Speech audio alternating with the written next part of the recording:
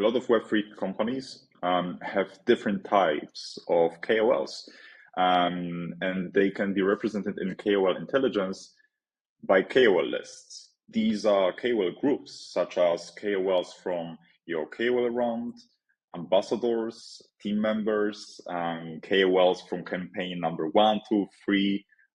It's completely up to you. And I'd like to show you how to create one. So you go to KOL lists, add KOL.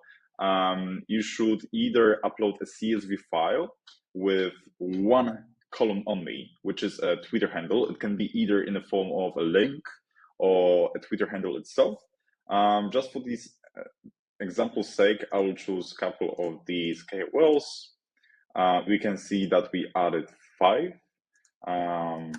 Test KOL list.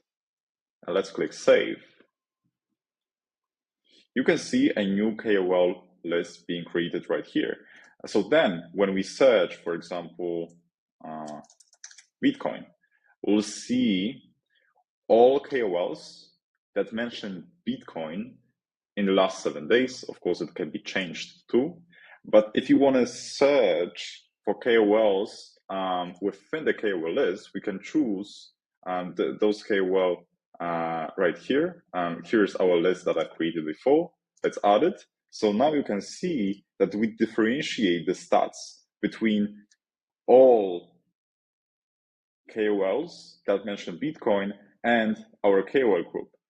What's more, it's marked right here, and we can exclude organic KOLs, so all the KOLs that are not within the KOL list, to focus on our KOLs only.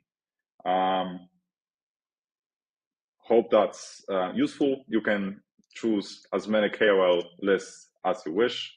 Go play around with it. Cheers.